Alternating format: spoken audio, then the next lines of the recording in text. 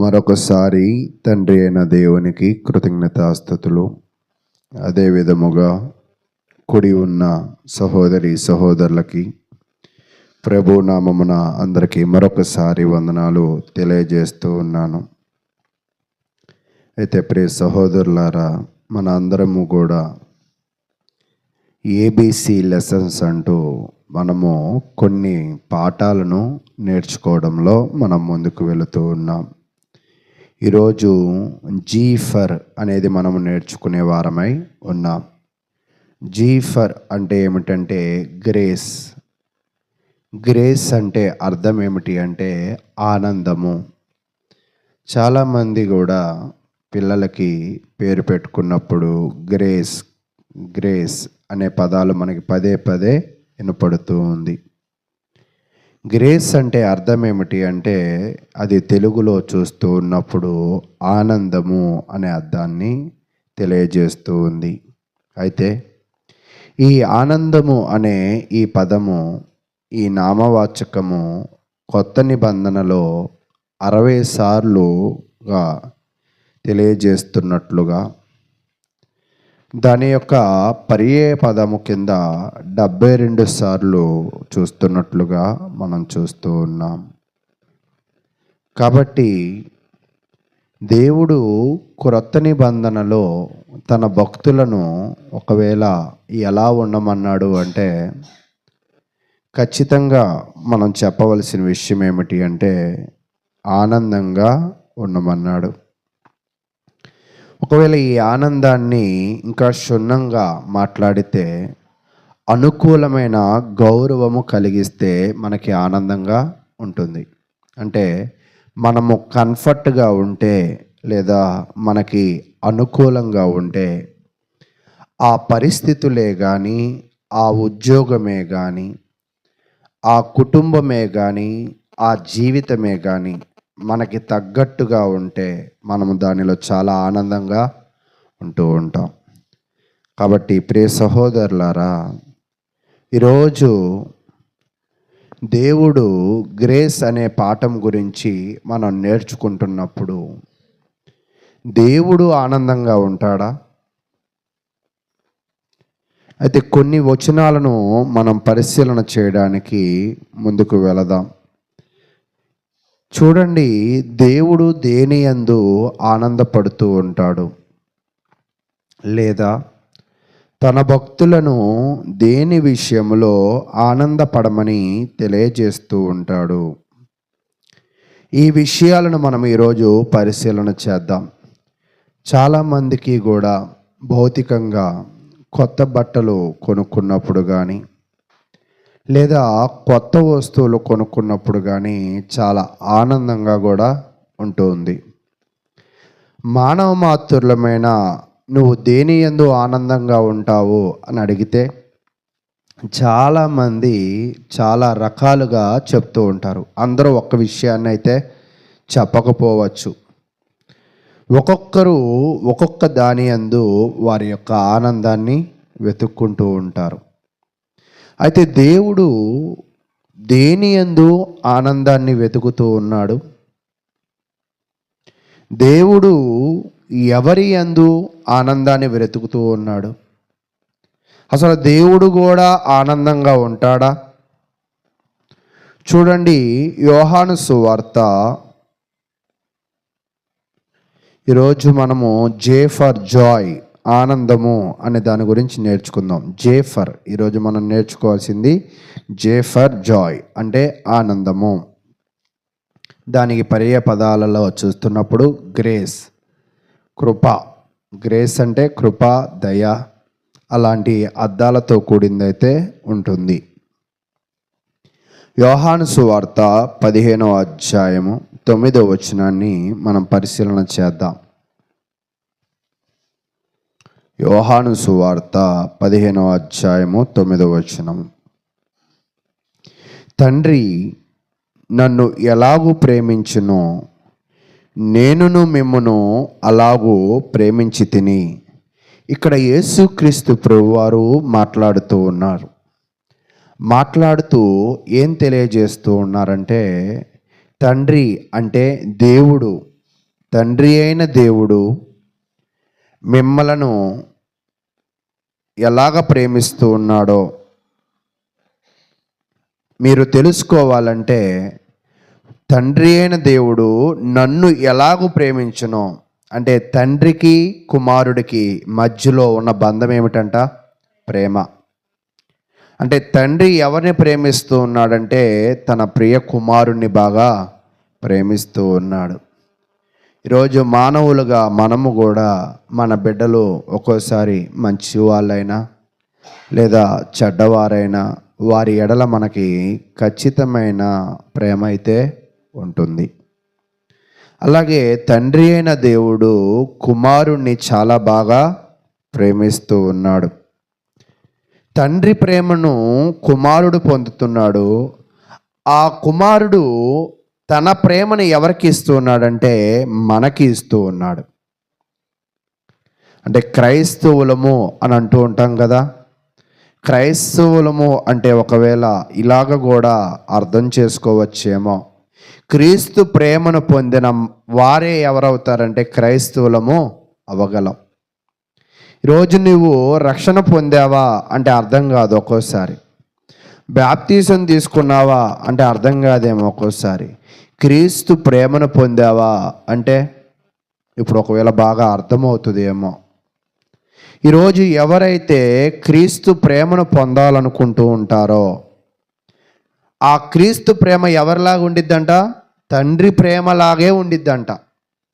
తండ్రి తన కుమారుణ్ణి ఎలా ప్రేమిస్తాడో ఆ కుమారుడు తన దగ్గరకు వచ్చిన వారిని, తన యందు నమ్మిక ఉంచిన వారిని, తనని రక్షకుడుగా అంగీకరించిన వారిని అలాగే ప్రేమిస్తాడు. తర్వాత నా ప్రేమ యందు నిలిచి యుండుడి అంటే ఇక్కడ యేసుక్రీస్తు ప్రభువు వారు తెలియజేస్తున్న లోతైన భావాన్ని మనము తెలుసుకోవాలి. ఏంటి ఆ లోతైన భావం ఏమిటి అంటే, తండ్రికి నాకు మధ్య ప్రేమ ఉంది, నీకు నాకు మధ్య ప్రేమ ఉందా లేదా? ఒకవేళ ఆ ప్రేమ ఉంటే ఈ ప్రేమ ఎలాంటిది అంటే శాశ్వతమైనది. ఈ ప్రేమ ఎలాంటిది అంటే ఒక అద్భుతమైనది. తండ్రి కుమార ప్రేమలు ఎంత అద్భుతమైనవో, ఎంత శ్రేష్టమైనవో, ఎంత శాశ్వతమైనవో, ఎంత వర్ణింప సఖ్యము కాని ప్రేమ ఉందో వాళ్ళిద్దరి మధ్య కూడా క్రీస్తును అనుసరించే వారిని కూడా క్రీస్తు అదే ప్రేమను కనపరుస్తూ ఉన్నాడు. దీంట్లో మనము సందేహించడానికి అవకాశమే లేదు. కాబట్టి క్రీస్తు ప్రభు వారికి తనని నమ్ముకున్న వాళ్ళంటే ఎంతగానో ప్రేమ ఉంది అని తెలియజేస్తూ ఉన్నాడు. అయితే ఆ ప్రేమలో మన అందరినీ కూడా ఏం చేయమంటున్నాడంటే, మీరు పరిశీలన చేస్తున్నప్పుడు నా ప్రేమ యందు నిలిచియుండుడి అంటే క్రీస్తు ప్రభు వారి యొక్క కోరిక ఏమిటి అంటే, తండ్రి ప్రేమలో నేను నిలుచున్నాను, తండ్రి ప్రేమను నేను పొందుతూ ఉన్నాను, తండ్రి ప్రేమ నేను ఎలాగ పొందానో, తండ్రి ప్రేమ నేను ఎలాగ నిలిచానో, నా ప్రేమలో కూడా నా ప్రేమను పొందండి, నా ప్రేమలో నిలవండి. అయితే క్రీస్తు అయితే ఏం కోరుకుంటున్నాడంటే మనలని ప్రేమించమని అడుగుతూ ఉన్నాడు. తిరిగి ఆ ప్రేమను ఆస్వాదించమని, క్రీస్తు ప్రేమలో మనల్ని ఉండమని ఆయన కోరుకుంటూ ఉన్నాడు. అయితే క్రీస్తు ప్రేమలో మనం ఎలా ఉండగలం? లేదా క్రీస్తు ప్రేమ మనము క్రీస్తుని ఎలాగూ ప్రేమించగలం అంటే, మనుషులతో ఎందుకు ఈ విషయాన్ని చెప్తూ ఉన్నాడంటే, ఈరోజు దేవుని ప్రేమను మీకు అర్థం కావడం లేదు, క్రీస్తు ప్రేమ మనకి అర్థం కావడం లేదు. ఇది అర్థం కాకపోవడం వల్ల మనము దేవుని ప్రేమలోను క్రీస్తు ప్రేమలోను లేక ఈ లోకానుసారమైన ప్రేమలలో మనం ఏమైపోతున్నామంటే పడిపోతూ ఉన్నాం. అంటే లోకానుసారమైన ప్రేమలు అంటే ఒకవేళ దానిలో ధన ఆశ ఉండవచ్చు, ధనాన్ని ప్రేమించవచ్చు, లేదా దానిలో ఒకవేళ పరిశీలన చేస్తే వస్తువుల మీద ఆశ ఉండవచ్చు. అలాగా చూస్తూ ఉంటే నీ యొక్క ప్రేమ, నీ ఆశ మరొక దాని మీద ఉండవచ్చు.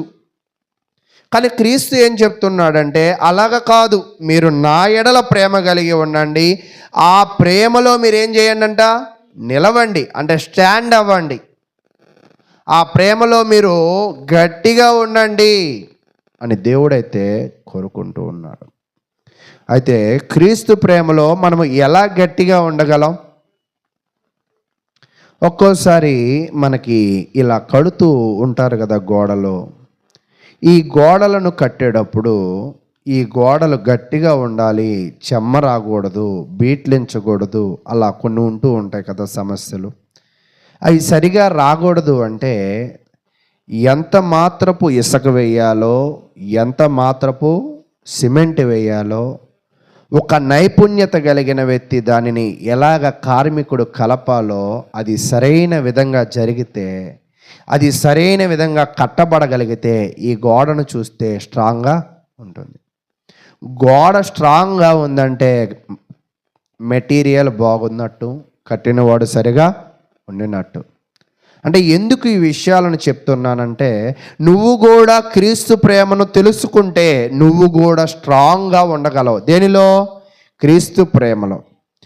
మనము క్రీస్తు ప్రేమలో స్ట్రాంగ్గా ఉండలేకపోవడానికి గల కారణం ఏమిటి అంటే, దాని గురించి ఇంకా పూర్తి అవగాహన మనము పొందుకోవడం లేదు. క్రీస్తును ప్రేమించడం ఇంకా మనం మొదలు కూడా పెట్టలేదు.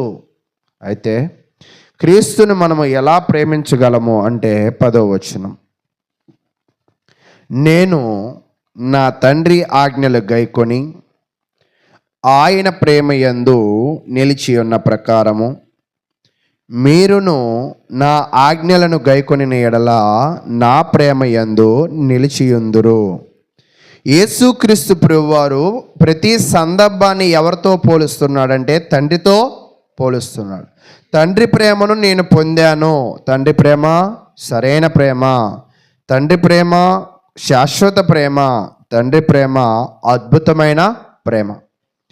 ఆ ప్రేమను నేను కూడా మీకు ఇస్తాను.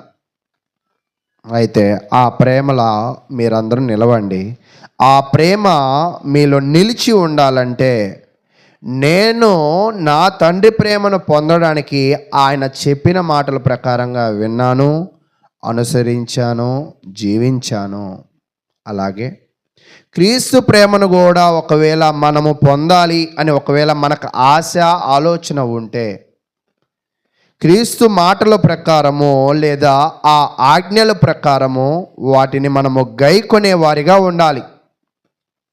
ఎప్పుడైతే క్రీస్తు మాటలను మనము గైకొంటూ ఉంటామో మనము ఎవరి ప్రేమను పొందుకోవాలనుకున్నట్లుగా, క్రీస్తు ప్రేమను పొందుకోవాలనుకున్నట్లుగా, దేనిలో నిలవబడాలనుకున్నట్లుగా, క్రీస్తు ప్రేమలో నిలబడాలనుకున్నట్లుగా. ఈ క్రీస్తు ప్రేమ ఎవరి ప్రేమ అంటే తండ్రి ప్రేమ. నా మాటలు మీకు అర్థమవుతున్నాయి. అయితే కాబట్టి ప్రియ సహోదరులారా, దేవుని మాటలను మనము గైకొనాలి అంటే ఆయన ఆజ్ఞలను ఇష్టపూర్వకంగా మనం ఏం చేయాలంటే విధేయత చూపించాలి. మనము మనసులో నిర్ణయించుకోవాలి ఏమని, ఆ ప్రేమను నేను పొందాలి అంటే ఆయన మాటలను నేను వినాలి, ఆయన మాటలను నేను గైకొనాలి. ఇది వినాలి అన్నా గైకొనాలి అన్నా నేను దేవునికి ఏం చూపించాలంటే విధేయతను చూపించాలి. కాబట్టి ప్రియ సహోదరులారా, మన అనుదిన జీవితాలలో దేవుడు న్యాయంగా వారి పట్ల తన ప్రేమను ప్రదర్శించాలని ఇష్టపడుతూ ఉన్నాడు. దేవుడైతే ఏమి ఇష్టపడుతున్నాడంటే అందరి ఎడల ప్రేమను కనపరచాలి, ఒకలాగే కనపరచాలని ఇష్టపడుతున్నాడు. అయితే మీ అందరూ కూడా ఆయన ప్రేమను ఒకలాగే పొందుతున్నారా? ఒకవేళ ఒకలాగే పొందాలి అంటే ఆయన మాటలు వినాలి, ఆయన మాటలు గైకొనాలి, ఆయన మాటలకు విధేయత చూపించాలి, అంటే ఒబీడెంట్గా జీవించాలి, అంటే తల ఒగ్గి జీవించాలి. కాబట్టి ఈరోజు మనము క్రీస్తును ప్రేమించేవారిగా ఉన్నామా? క్రీస్తు ఆజ్ఞలను పాటించేవారిగా ఉన్నామా? ఆయన ప్రేమలో నిలిచేవారిగా ఉన్నామా? అయితే ఈ ప్రేమ అనే వలయము ఒకవేళ ఉంటే క్రీస్తు కార్యములు నీకు అర్థమవుతాయి. తండ్రి ప్రేమ నీకు అర్థమవుతుంది. ఒకవేళ నీకు క్రీస్తులో ఆయన ఆజ్ఞలను నీవు అనుసరించలేకపోతే, ఆయనకు విధేయుడిగా నువ్వు జీవించలేకపోతే, ఆయన మాటలు వినడానికి నువ్వు ఇష్టపడకపోతే, ఆ యొక్క క్రీస్తు ప్రేమ, ఆ క్రీస్తు దగ్గరికి వచ్చిన తండ్రి ప్రేమ నీకు ఎప్పటికీ కూడా అర్థం కాదు. కాబట్టి ఈరోజు మన అందరము కూడా మనము ఎటువంటి ప్రేమను మనము కలిగి ఉంటున్నామో ఒక్కసారి పరిశీలన చేసుకోండి. కాబట్టి క్రీస్తు ప్రేమను మనము పొందాలంటే విధేయత కలిగి జీవించవలసిన వారమే ఉన్నామని దేవుని వాక్యం అయితే తెలియజేస్తూ ఉంది. అయితే ఇక్కడ మరలా గమనించండి, తండ్రి కుమారుని ప్రేమిస్తున్నాడు, కుమారుడు మనలను ప్రేమిస్తూ ఉన్నాడు. అంతేనా? తర్వాత తండ్రి మాట కుమారుడు విన్నాడు, కుమారుడు మాట ఎవరు వినాలని ఆశిస్తూ ఉన్నాడు? మనము వినాలి. తండ్రి ప్రేమలో క్రీస్తు నిలవబడ్డాడు, క్రీస్తు ప్రేమలో మనం ఏమవ్వాలనుకుంటున్నాడంట? నిలవబడాలి. అయితే నువ్వు నిలవబడాలి అంటే తండ్రి యొక్క ఆజ్ఞలను క్రీస్తు అనుసరించాడు, క్రీస్తు యొక్క ఆజ్ఞలను మనం కూడా ఏం చేయాలంట? అనుసరించాలి. అంటే విధేయత చూపించాలి. విధేయత అంటే చెప్పినది చెప్పినట్లుగా చేయడం. ఈరోజు అటువంటి స్వభావం మనలో ఉందా? తర్వాత 11వ వచనం, మీ యందు నా సంతోషము ఉండవలననియు. క్రీస్తు ప్రభు వారు ఏం కోరుకుంటున్నారంటే మనలో ఎవరు సంతోషం ఉండాలంట? క్రీస్తు సంతోషము ఉండాలి. మీ సంతోషము పరిపూర్ణము కావాలననియు ఈ సంగతులు మీతో చెప్పుచున్నాను. ఎందుకు యేసుక్రీస్తు ప్రభు వారి ఈ మాటలు చెప్తున్నారంటే, ఈ లోకములో ఉన్న ఒక రకంగా దొంగ ప్రేమలను, నాణ్యత లేని ప్రేమలను, ఒకవేళ మోసకరమైన ప్రేమల వలయములో మీరు చిక్కుకుంటే మీ జీవితాలు నాశనమైపోయే అవకాశం ఉంటుంది. కాబట్టి ఆయన ఏం చేస్తున్నాడంటే, తండ్రి నా మీద చూపించిన ప్రేమ అనే వలయాన్ని నేను ఇక్కడ పెట్టాను, ఆ వలయంలో మీరు చిక్కుకోండి. ఆ వలయంలో చిక్కుకుంటే దేవుని ఆజ్ఞలను మీరు అనుసరించాలి. ఈ దేవుని ఆజ్ఞలను అనుసరించి మీరు జీవిస్తూ ఉంటే మీ యందు నా సంతోషం. ముందు ఎవరికి సంతోషం ఉంటుందంట? మనం క్రీస్తు ప్రేమను పొందడం వల్ల ముందు ఎవరు సంతోషంగా ఉంటారంట? క్రీస్తు ప్రభు సంతోషంగా ఉంటారు. క్రీస్తు ప్రభు సంతోషంగా ఉంటూ మన సంతోషాన్ని ఆయన ఏం చేస్తాడంటే పరిపూర్ణం అంటే ఫుల్ఫిల్ చేస్తాడు. అంటే మనకి కావాల్సిన సంతోషాన్ని, దేవుని యందు మనము పొందాలనుకున్న సంతోషాన్ని ఆయన మనకి ఇవ్వడానికి ఆయన సిద్ధపడతాడు. అంటే కాబట్టి ప్రియ సహోదరులారా, ఒక రకంగా ఇక్కడ ఏం చెప్తున్నాడంటే క్రీస్తును మనము మెప్పించగలగాలి, క్రీస్తు ప్రేమను మనము పొందగలగాలి, క్రీస్తు మాటల ప్రకారంగా మనము జీవించగలగాలి. అప్పుడు మన జీవితాలకి కూడా ఏమొస్తుందంట? పరిపూర్ణమైన సంతోషం వస్తుంది. ఈరోజు మనం ఎందుకు మన జీవితంలో సంతోషంగా ఉండలేకపోతున్నామంటే ఈ శరీరానికి సంతోషం కావాలనుకుంటున్నాం, కానీ ఈ ఆత్మకు ఆనందాన్ని మనం ఇవ్వాలని అనుకోవట్లేదు.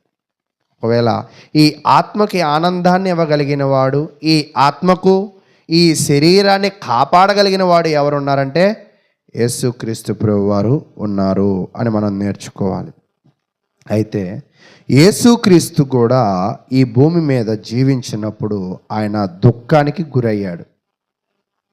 అయితే ఈ యొక్క శుభవార్తలలో అంటే సువార్త గ్రంథాలలో ఆయన ఏడ్చాడు అని రాసి ఉంది, కానీ ఆయన నవ్వాడు అని ఎక్కడ రాసి లేదు. అంటే ఆయనకి ఈ భూమి మీద భౌతికపరమైన సంతోషాలు ఆయనకి లేవు. అయితే ఆయన తన సంతోషాన్ని ఎవరి దగ్గర కోరుకుంటున్నాడంటే ఆయనను నమ్ముకున్న వారి దగ్గర, ఆయనను నమ్ముకుని ఆయనకి విధేయుడిగా ఉన్న వారి దగ్గర, ఆయనను నమ్ముకొని ఆయనకి విధేయుడిగా ఉంటూ ఆయన ఆజ్ఞలను అనుసరించే వారి దగ్గర ఆయన సంతోషాన్ని కోరుకుంటూ ఉన్నాడు. కాబట్టి అటువంటి సంతోషము, అటువంటి పరిపూర్ణమైన సంతోషము నీవు కూడా కలిగి ఉండాలి. అంటే ఈరోజు మన జీవితంలో కూడా మనము చేయవలసిన పని ఏమిటి అంటే, భౌతికపరమైన సంతోషాన్ని కోరుకుంటున్నామా, ఆత్మ సంబంధమైన సంతోషాన్ని కోరుకుంటున్నామా? ఒకవేళ భౌతికపరమైన సంతోషం అయితే అది కొద్దిగా సేపే ఉంటుంది. మీరు కంటికి చూస్తున్నప్పుడు ఆ టెలివిజన్ చాలాసేపు సంతోషపెడుతుంది. ఆహారం తింటున్నప్పుడు ఆహారం కొద్దిగా సేపే సంతోషము కలిగిస్తూ ఉంది. ఒకవేళ నువ్వు దేవుని ఆజ్ఞలను అనుసరిస్తూ ఉంటే నీ జీవితాంతము కూడా పరిపూర్ణమైన సంతోషాన్ని దేవుడు నీకు ఇవ్వగలుగుతూ ఉంటాడు. ఈరోజు చాలామంది వారి జీవితాలలో సంతోషముగా లేకపోవడానికి గల కారణం ఏమిటంటే, దేవునికి వారు విధేయులుగా జీవించకపోవడము, దేవుని ప్రేమను, క్రీస్తు ప్రేమను వారు అర్థం చేసుకోకపోవడము, వారు క్రీస్తులో ఎలా ఆనందంగా ఉండాలో వాళ్ళు నేర్చుకోకపోవడం. కాబట్టి అందువలనే వాళ్ళు ఎప్పుడు కూడా వారి ఆనందాన్ని క్రీస్తుకు బయట వెతుకుతూ ఉంటారు. అది ఎప్పుడు కూడా దొరికినట్టు ఉంటుంది, తీరా చూస్తే అది ఆనందము కాదు. కాబట్టి ఆనందాన్ని ఇవ్వగలిగింది, అది శాశ్వతమైన ఆనందాన్ని, శాశ్వతమైన ప్రేమను, పరిపూర్ణమైన ప్రేమను ఇవ్వగలిగింది ఎవరంటే దేవుడే అని తెలియజేస్తూ ఉన్నాడు. కాబట్టి ఈరోజు మనము క్రీస్తుకు విధేయులుగా జీవిస్తూ ఉన్నామా అనేది ఒక్కసారి పరిశీలన చేయండి. తర్వాత యోహాను సువార్త 14వ అధ్యాయం, యోహాను సువార్త 14వ అధ్యాయము 15వ వచనాన్ని నేను చదువుతూ ఉన్నాను. మీరు నన్ను ప్రేమించిన ఎడల, ఇక్కడ స్ట్రైట్గా చెప్తూ ఉన్నాడు, మీరు నన్ను ప్రేమించిన ఎడల అంటే మీకు నా మీద ప్రేమ ఉంటే, మీరు నాతో సహవాసము చేయాలంటే, మీరు కూడా నా తండ్రి దగ్గర నేను పొందుతున్న ప్రేమను మీరు కూడా పొందాలి అని అనుకుంటే నా ఆజ్ఞలను గైకొందురు. ఏమవ్వాలంట? ముందు ఆయన ఆజ్ఞలను మనం గైకొనేవారిగా ఉంటామని దేవుని వాక్యము తెలియజేస్తూ ఉంది.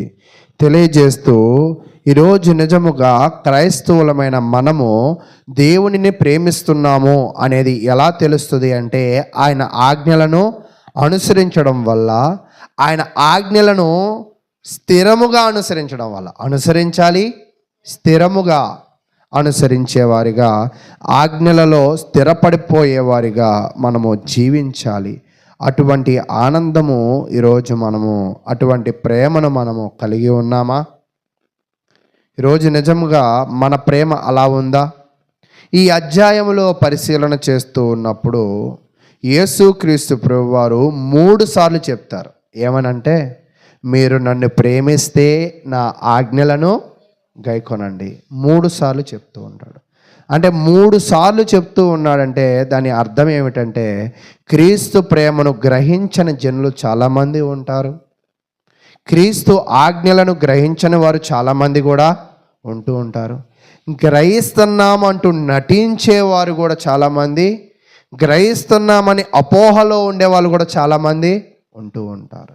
కానీ దేవుడు కోరుకునేది ఏమిటి అంటే, మన ప్రేమను మాటలతో కాదు కానీ చేతలతో, ఆజ్ఞలను అనుసరించి మనం ఏం చేయాలంట?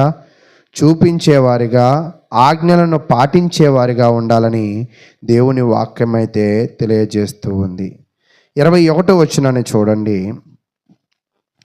నా ఆజ్ఞలను అంగీకరించి వాటిని గైకొను వాడే నన్ను ప్రేమించువాడు అని చెప్తున్నాడు. అక్కడేమన్నాడంటే, నన్ను ప్రేమించిన ఎడల, మీరు నన్ను ప్రేమించాలంటే ఆజ్ఞలను గైకొనాలి. ఇక్కడ నా ఆజ్ఞలను అంగీకరించి వాటిని గైకొనిన వాడే, అంటే నా మాటలు ఎవరైతే వింటారో, చాలామంది అనుకుంటూ ఉంటారు ఈరోజు వాక్యం వినడం వల్ల ఏంటి లాభం అని, ఎందుకు ప్రార్థనలకి మనం వెళ్ళాలని. ఈరోజు మనము దేవుని మందిరములో కూర్చుని మనము సమయాన్ని కేటాయిస్తున్నాము, వాక్యాన్ని వింటున్నాము అంటే మనలో ఎవరి ప్రేమను పొందాలని ఆశ ఉన్నట్టు? ఒకవేళ ఈ మందిరములో ఎవరైతే ఉండరో వారు దేవుని ప్రేమను ఏం కావాలనుకుంటున్నారంటే దేవుని ప్రేమకు దూరం అవ్వాలని అనుకుంటున్నారు. ఈరోజు క్రీస్తు ప్రేమను మనము కావాలంటే ఆయన మాటలను ముందు మనం బాగా వినాలి. వినడమే కాదు, వాటిని అంగీకరించాలి. అంగీకరించడమే కాదు, వాటిని మనం ఏం చేయాలంట? గైకొన్న వాడే నన్ను ప్రేమించువాడు, నన్ను ప్రేమించువాడు నా తండ్రి వలన ప్రేమింపబడును. ఇక్కడ మీరు బాగా చూడండి, తండ్రి ద్వారా కుమారుడు ప్రేమ పొందుతున్నాడు. కుమారుడు ఎవరిని ప్రేమిస్తున్నాడు? మనల్ని ప్రేమిస్తున్నాడు. తిరిగి మనల్ని ఏం చేయమంటున్నాడు? నన్ను ప్రేమించు అంటున్నాడు. అంటే నన్ను మీరు ప్రేమించాలి అంటే నేను నా తండ్రిని ఎలా ప్రేమించానంటే ఆయన చెప్పిన మాట నేను విన్నా. కాబట్టి మీరేం చేయాలి? నేను చెప్పిన మాట వినా. ఒకవేళ నేను చెప్పిన మాట మీరు వింటే నా ప్రేమను పొందుతారు, నాతో పాటు నా తండ్రి ప్రేమను పొందుతారు. కాబట్టి ప్రియ సహోదరులారా, ఈరోజు మనము ఎందుకు దేవుని వాక్యాన్ని పదే పదే వినాలి అంటే క్రీస్తు ప్రేమను పొందాలంటే వినాలి, తండ్రి ప్రేమను పొందాలంటే మనము వినాలి. తర్వాత నేనును వాణ్ణి ప్రేమించి వానికి నన్ను కనపరుచుకొందునని చెప్పాను. ఎవరైతే క్రీస్తును ప్రేమిస్తారో వారికి ఎవరు కనపడతారంటండి? క్రీస్తు కనపడతాడు. ఎవరండి? వానికి నన్ను కనపరుచుకుందునని చెప్పాను. ఈరోజు మన అందరము కూడా క్రైస్తవులు దేనికి నిరీక్షిస్తున్నారు లేదా దేనికి ఆశపడుతున్నారు?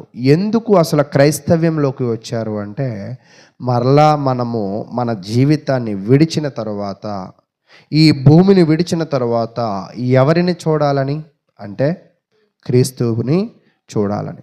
మనము పరలోకములో క్రీస్తును చూడాలి అంటే, మనము పరలోకము ఒకవేళ చేరాలి అంటే ఈ భూలోకములోనే మనము క్రీస్తును ప్రేమించడము, క్రీస్తు మాటలు వినడము, క్రీస్తు మాటలు అంగీకరించడము, క్రీస్తు మాటలను బట్టి మనము గైకొనడము అనేది ఈ లోకములోనే మనము నేర్చుకోవాలి. ఈ లోకములో క్రీస్తు ప్రేమ కాకుండా మరో అనేకమైన ప్రేమలు మన చుట్టూ ఉంటాయి.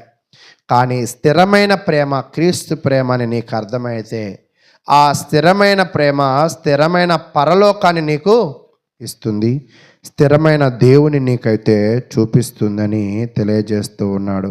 కాబట్టి మనము నశించిపోకూడదు అంటే, భ్రష్ట స్థితిలోకి వెళ్ళకూడదు అంటే మన జీవితాల్లో క్రీస్తును ఖచ్చితంగా తెలుసుకోవాలి అని తెలియజేస్తున్నాడు. తర్వాత 23వ వచనం చూడండి. యేసు, ఒకడు నన్ను ప్రేమించిన ఎడల వాడు నా మాట గైకొనును, అప్పుడు నా తండ్రి వానిని ప్రేమించును, మేము వాని యొద్దకు వచ్చి వాని యొద్ద నివాసము చేతుము. ఇక్కడ ఏం చెప్పాడో చూడండి. మీరు నన్ను ప్రేమిస్తే లాభం ఏంటంటే తండ్రి ప్రేమను పొందుతారు. మీరు నా ఆజ్ఞలను అనుసరిస్తే లాభం ఏమిటంటే పరలోకంలో నన్ను చూడగలుగుతారు. మీరు నా ఆజ్ఞలానుసారంగా నడుచుకోగలిగినట్లయితే మీతో నేను నివాసం చేస్తా. అంటే మనము దేవుని యొక్క సహాయత కోరుకోవాలంటే, పోయినసారి కూడా చెప్పాను, క్రీస్తు సువార్తకు లోబడ్డం వల్ల క్రీస్తు మన కొరకు విజ్ఞాపన చేస్తాడు, పరిశుద్ధాత్మ దేవుడు మన కొరకు విజ్ఞాపన చేస్తాడు. అంటే వారు మనతో ఉంటారు. అలాగే క్రీస్తు కూడా మనతో ఉండాలి అని ఒకవేళ ఆశపడితే ఈరోజు ఈ భూమి మీద నువ్వు విధేయుడిగా జీవించాలి. ఎలాంటి విధేయుడిగా జీవించాలంటే క్రీస్తు మాటలు విని దాని ప్రకారంగా గైకొనే రీతిగా నువ్వు ఖచ్చితంగా జీవించేవారిగా ఉండాలని దేవుని వాక్యం అయితే తెలియజేస్తూ ఉంది. అయితే నేను మీకు ఒక విషయాన్ని తెలియజేయడానికి కొంచెం ముందుకు వెళతాను. చూడండి, లేవి కాండంలో మీరు తీయక్కర్లేదు కానీ వాళ్ళు దేవునికి దగ్గర అవ్వడం కొరకు ఏం చేస్తారంటే, దేవునికి దగ్గర కావాలి అంటే అది సాధారణమైన పని కాదు. దేవునికి మనము దగ్గర కావాలంటే మన పాపాలను మనం ఏం చేయాలంట? విడిచిపెట్టాలి. మన పాపాలను మనం విడిచిపెట్టి పరిశుద్ధతను సంపాదించాలి. ఎందుకు అంటే ఆయన పరిశుద్ధుడు కదా. ఆయనను చేరాలి అన్నా, ఆయనను చూడాలి అన్నా మనము కూడా ఎలా ఉండాలి? పరిశుద్ధులుగా ఉండాలి. మనము పరిశుద్ధులుగా ఉండాలని ఇశ్రాయేలు ప్రజలు ఏం చేసేవాళ్ళంటే గో ఆ, గొర్రెను, మేకలను, పావురాలను, పెట్టలను ఏం చేసేవాళ్ళంట? బలి ఇచ్చేవాళ్ళు. ఎందుకు బలి ఇచ్చేవాళ్ళు అంటే దేవుని ప్రేమను పొందడానికి, దేవుని పరిశుద్ధుడికి దగ్గరికి వెళ్ళడానికి. ఈరోజు మనము కూడా దేవుని దగ్గరికి వెళ్ళాలి అంటే మన మనసులో ఉన్న చెడుని ఏం చేయాలంట? బలి ఇవ్వాలి. అక్కడే దానిని ఏం చేయాలంట? సంహరించాలి. మన మనసులను ఏం చేయాలంటే పరిశుభ్రత పరుచుకోవాలి. మన మనసులను పరిశుద్ధపరచగలిగేది, మన వ్యక్తిత్వాలను పరిశుద్ధపరచగలిగేది, మన స్వభావాలను పరిశుద్ధపరచగలిగేది ఏమిటి అంటే దేవుని యొక్క వాక్యము, దేవుని యొక్క ప్రేమే. కాబట్టి దేవుడు మనతో జీవించాలి అన్నా, క్రీస్తును మనము చూడాలి అన్నా ఖచ్చితంగా మనము ఈ భూమి మీద ఏం చేయాలంటే కొన్నిటిని మనము అర్పించాలి, కొన్నిటిని మనము తీసివేసుకోవాలి అని తెలియజేస్తూ ఉన్నాడు. కాబట్టి ప్రియ సహోదరులారా, ఇప్పటిదాకా నేను చెప్పిన విషయం ఏమిటి అంటే తండ్రి కుమారుని బట్టి సంతోషంగా ఉంటున్నాడు. కుమారుడు ఒకవేళ సంతోషంగా ఉండాలంటే నువ్వు అతనిని ఏం చేయాలంట? ప్రేమించాలి. నువ్వు దేవుణ్ణి ప్రేమించడం వల్ల, క్రీస్తును ప్రేమించడం వల్ల ఎవరు ఆనందంగా ఉంటారు? క్రీస్తు ఆనందంగా ఉంటాడు. క్రీస్తు ఆనందంగా ఉండడం వల్ల ఎవరు ఆనందంగా ఉంటారు? తండ్రి ఆనందంగా ఉంటారు. నువ్వు క్రీస్తు మాట వినడం వల్ల తండ్రి మాటను వినిన వాడు అవుతావు. నువ్వు క్రీస్తు ఆజ్ఞలను అనుసరించడం వల్ల క్రీస్తును చూడగలిగే గొప్ప భాగ్యము, క్రీస్తుతో ఉండగలిగిన గొప్ప భాగ్యము దేవుడు నీకు అనుగ్రహిస్తాడని తెలియజేస్తూ ఉన్నాడు. అయితే ఇది తేలికేనా? దేవుని ఆజ్ఞలను అనుసరించడము, దేవునిని సంతోషపెట్టడము, మనము కూడా సంతోషముగా ఉండడం లేదా ఆనందంగా ఉండడం తేలికైన పనేనా అంటే 1 పేతురు రాసిన పత్రిక 1వ అధ్యాయం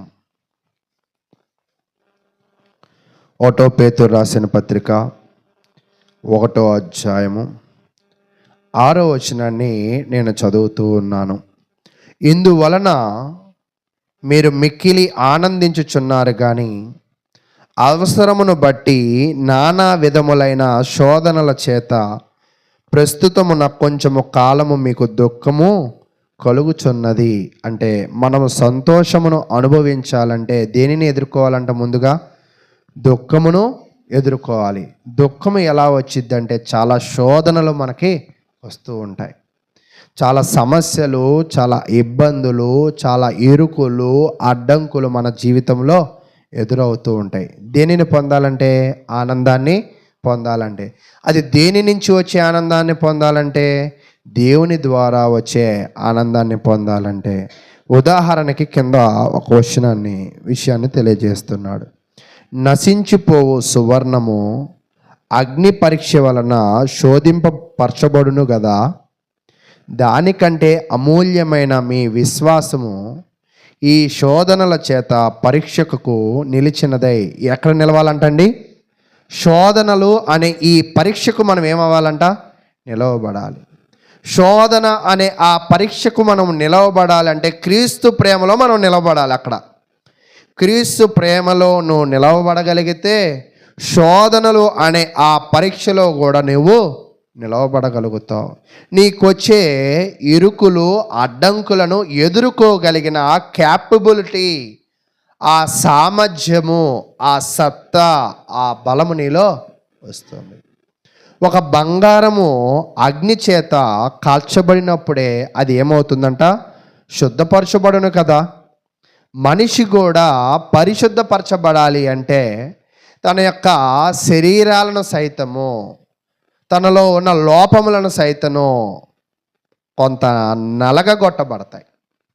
ఈ నలగగొట్టబడినప్పుడు ఆ బంగారము ఆ అగ్ని కొలిమిలో ఎలాగా స్థిరముగా ఆ పరీక్షను తట్టుకుని మెరుగైన ఆకారంలోకి వచ్చిద్దో, సమస్యలు కూడా మనము మెరుగైన ఆకారంలోకి వెళ్ళడానికి ఉపయోగపడతాయి. కాబట్టి ఈరోజు చాలామంది ఏమనుకుంటారంటే ఈ సంవత్సరం అంతా నాకు ఎటువంటి శోధనలు రాకూడదు అని అనుకుంటారు. కానీ శోధనలు మనల్ని ఏం చేస్తాయంటే క్రీస్తుకు లోబడగలిగిన కెపాసిటీని మనకు మరింతగా పెంచుతూ ఉంది. తర్వాత యేసుక్రీస్తు ప్రత్యక్షమైనప్పుడు మీకు మెప్పును, మహిమయు, ఘనతయు కలుగుటకు కారణమగును. ఈ శోధనను ఎప్పుడైతే ఎదుర్కొంటావో, ఈ శోధనలో నిలిచి క్రీస్తును ప్రేమించడము ఇంకా ముందుకు తీసుకువెళ్తావో. చాలామంది అంటూ ఉంటారు, ఏంటమ్మా ప్రార్థనకి రాలేదు అంటే చాలా ఇబ్బందులు వచ్చాయి అందుకే రాలేదంటారు.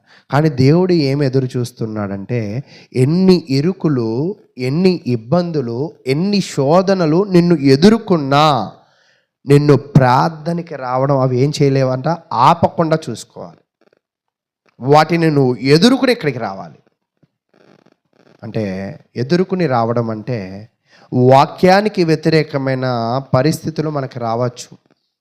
వాక్యానికి విరుద్ధమైన ప్రవర్తనను నువ్వు ప్రవర్తించాలని ఒకవేళ కలగచ్చు. కానీ వాటిని మనం ఏం చేయాలంట, ఎదుర్కోవాలి. అలా ఎదుర్కోగలిగినప్పుడే మనకేమో కలిగిద్ది అంటే మెప్పు కలిగిద్ది. మెప్పు అంటే గొప్ప కోసం చెప్పొద్దు అంటారు కదా, గొప్పకో మెప్పుకో చెప్పొద్దు. క్రీస్తునందు మనకి మెప్పును, మహిమయు, ఘనతయు కలుగుటకు ఈ శోధనలను ఎదిరించిన విధానమే నీ విశ్వాసము, నీ ప్రేమ, నీ ఆనందము. అది పరలోకములో నీకు ఘనతని తీసుకొచ్చిద్ది లేదా విలువను తీసుకొచ్చిద్ది. తర్వాత 8వ వచనం, మీరు ఆయనను చూడకపోయినను ఆయనను ప్రేమించుచున్నారు, ఇప్పుడు ఆయనను కన్నులారా చూడకయే విశ్వసించుచు మీ విశ్వాసమునకు ఫలమును. అంటే ఇక్కడ ఏం తెలియజేస్తున్నాడంటే క్రీస్తులో ఆధ్యాత్మికంగా ఆనందాన్ని మనం పొందాలి. క్రీస్తులో ఆధ్యాత్మికంగా ఆనందాన్ని పొందాలంటే ఎన్నో శోధనలు, సమస్యలు కూడా వస్తాయి. వాటన్నిటికీ మనము భయపడి వెనుకంచి వేయకుండా వాటిని ఎదుర్కోగలిగినట్లయితే నిజ క్రైస్తవుడి లక్షణం ఏమిటి అంటే ఎదుర్కొని ముందుకు రావడం. సాకులు చెప్పి ఆగడం కాదు, కానీ ఎదుర్కొని ముందుకు వెళ్ళడం అనేది క్రైస్తవుల యొక్క నిజ లక్షణం. అలాంటి నిజ లక్షణం కలిగిన క్రైస్తవుడికి ఈ ఆనందం అంటే ఏంటో బాగా అర్థమవుతుంది. ఈ ఆనందం వల్ల వచ్చే లాభం ఏంటో బాగా అర్థమవుతుంది. మీకు నేను ఒక ఉదాహరణ చెప్తాను. పేతురు గారు, అపోస్తులుడైన పేతురు క్రీస్తుని సరిగా తెలియనప్పుడు యేసు ఎవరో నాకు తెలియదు అని ఎన్నిసార్లు అన్నాడంటండి? 3 మారు అన్నారు. క్రీస్తు చనిపోయి తిరిగి లేపబడిన తరువాత ఈ పేతురే ఏమంటున్నాడంటే సువార్త ప్రకటించద్దు, ఆపేయండి అంటే ఇప్పుడు ఈ పేతురు ఏమంటున్నాడు తెలుసా? మేము మీకు లోబడాలా, దేవునికి లోబడాలా. అంటే ఇప్పుడు పేతురు తన యొక్క విశ్వాస జీవితంలో అభివృద్ధి పొందాడా, పొందలేదా? ఆయన ప్రేమలో, క్రీస్తును ప్రేమించే విధానంలో, సమస్యలు వచ్చినప్పుడు ఎదుర్కొనే విధానంలో అభివృద్ధి పొందాడా, పొందలేదా? అలాగే మనము కూడా కొత్త సంవత్సరంలో ఆనందంగా ఉండాలంటే లేదా సంతోషంగా ఉండాలంటే, దేవుని కృప మన మీద ఉండాలి అంటే మనము కూడా సమస్యలను ఏం చేయాలంటండి? ఎదుర్కోవాలి అని తెలియజేస్తూ, అయితే ప్రస్తుత కాలము మన హృదయాలలో దేవుని ఆనందాన్ని అడ్డుకునే కొన్ని ఉన్నాయి. అంటే దేవునిలో ఆనందపడడానికి అడ్డుకునేవి ఏమున్నాయి అంటే మనలో పాపం మనం ఆనందపడకుండా చేసేది, మనలో ఉన్న సందేహాలు మనము దేవునిలో ఆనందపడకుండా చేస్తూ ఉంది. తర్వాత దుర్బోధలు, అంటే వాక్యానుసారమైన కాకుండా నచ్చిన విధంగా బోధించే బోధలు. ఈ యొక్క పాపము, ఈ సందేహము, ఈ దుర్బోధలు, ఈ విషమ పరిస్థితులు నిన్ను దేవునిలో ఆనందపడకుండా, ఇవి నీకు శోధనలుగా నువ్వు భావించి ఈ పాపపు జీవితంలోనే నువ్వు ఉండిపోతావు. కానీ దేవుడు ఏం కోరుకుంటున్నాడంటే శోధనలో ఉండకూడదు, శోధనను జయించేవాడిగా ఉండాలి. శోధనను ఎవరు జయించగలరంటే క్రీస్తును సరైన విధముగా ప్రేమించిన వారే జయించగలరు. సాకులు చెప్పేవాళ్ళు లేదా కృతజ్ఞత లేనివారు లేదా పిరికి వారికి దేవుడి యొక్క రాజ్యంలో స్థానమో లేదు. ఈరోజు పరిస్థితులను ఛేదించి నువ్వు ఇక్కడికి రాలేకపోతున్నావంటే పరలోకము కూడా నువ్వు ఖచ్చితంగా చేరలేవు. అందుకే రెండో మరణంలో ఎవరుంటారంటే కృతజ్ఞత లేనివారు. అంటే ఆయన ప్రేమిస్తున్నా కూడా మనం ఆయన ప్రేమను అర్థం చేసుకోవట్లేదంటే మనలో ఏమి లేదు, కృతజ్ఞత లేదు. అయితే ఆయన ప్రేమ అర్థమైనా కూడా ధైర్యం చేయడం లేదంటే మనలో ఏమి లేదంటే పిరికితనం ఉంది. ఏముందంటండి? పిరికితనం. కాబట్టి కృతజ్ఞత లేని వారును పిరికివారును దేవుని వాక్యమును అనుసరించిన వారికి ఎన్నో మరణం అంటండి? రెండో మరణం. అంటే రెండో మరణం అంటే భౌతికంగా ఇక్కడ ఒకసారి మరణిస్తాం కదా, ఇది శరీర మరణం. ఆత్మీయ మరణం ఎక్కడ ఉంటుందంట? పైన. ఆ రెండో మరణములో పిరికి వాళ్ళు, కృతజ్ఞత లేనివారు, దేవుని ప్రేమను సరిగా గుర్తెరగని వారందరూ కూడా రెండో మరణంలో ఉంటారు. కాబట్టి ఈరోజు నేనేం చెప్పాలనుకుంటున్నానంటే మీరు ఆనందాన్ని పొందాలా, క్రీస్తును ప్రేమించడం నేర్చుకోండి. క్రీస్తును చూడాలా, ఆయన ఆజ్ఞలను అనుసరించడం నేర్చుకోండి. క్రీస్తులో జీవించాలా, ఆయన వాక్యానుసారంగా ప్రవర్తించడం నేర్చుకోండి. మీరు నిత్య జీవము పొందాలా, అయితే ఈ భూమి మీద వస్తున్న శోధనలనే మీరు ప్రేమతో వాటిని జయించే ప్రయత్నం చేయండి. ఆ పరలోకాన్ని కూడా మీరు ఏం చేయగలరంట? జయించగలరు.